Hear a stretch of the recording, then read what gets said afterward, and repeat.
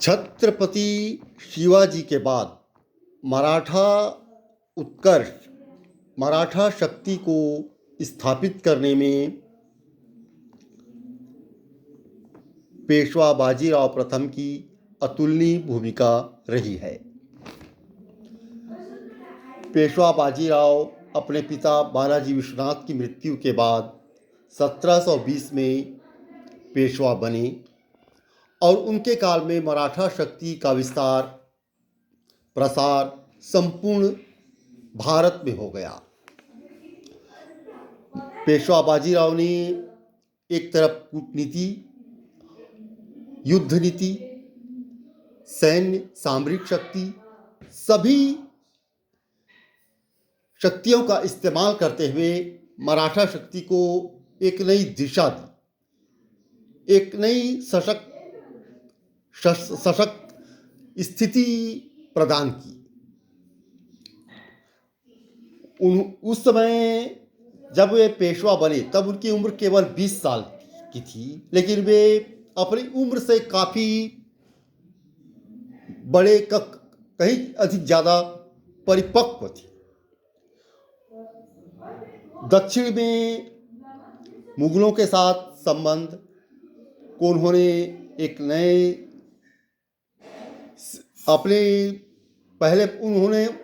एक नए सिरे से परिभाषित किया।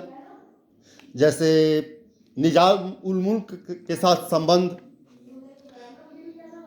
को देखा जाए तो निजाम उल मुल्क दक्षिण में एक सशक्त मुगल सूबेदार थे। सैयद बंधुओं की मृत्यु के बाद मराठों तथा मुगलों दोनों की ही नीति में परिवर्तन हुआ था।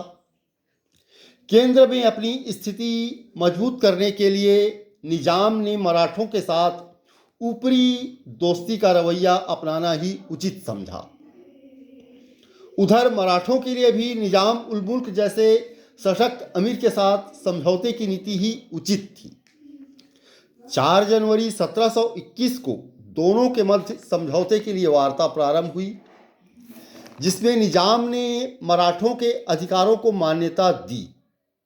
इसकी पुष्टि बाद में बादशाह द्वारा कर दी गई, किंतु इसके बाद भी निजाम उल मुल्क ने अपने कुचक जारी रखे।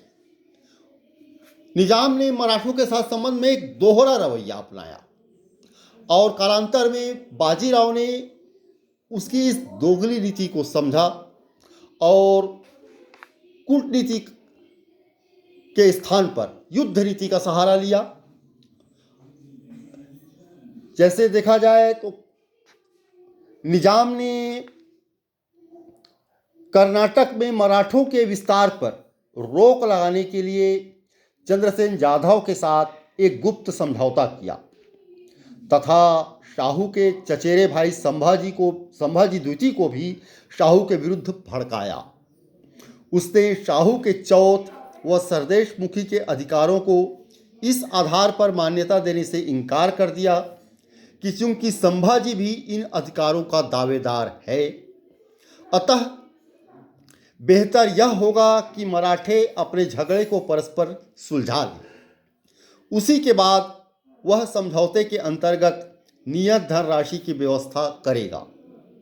मराठा अधिकारियों को राजस्व की वसूली किए जाने से रोकने पर अब इसके अतिरिक्त कोई चारा नहीं रह गया था कि वसूली शक्ति के बल पर की जाए। तो पेशवा बाजीराव ने कूटनीति का भी सहारा लिया, समझौते संधि भी किए और युद्ध नीति सामरिक नीति का भी इस्तेमाल किया। उन्होंने निजाम उल मुल्क की दोहरी नीति को समझा और जब आवश्यकता पड़ी तब वे युद्ध नीति के लिए भी उद्यत हो गए। सामरिक शक्ति का इस्तेमाल भी उन्होंने किया।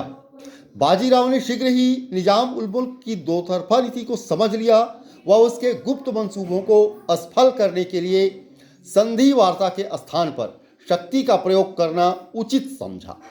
इसी कारण उसने उत्तर की ओर आक्रामक अभियान की नीति अपनाई।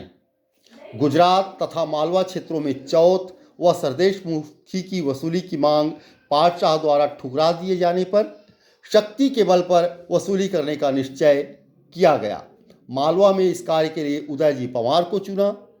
वह उसको अपने मुकासे में से आधे का हकदार बनाया।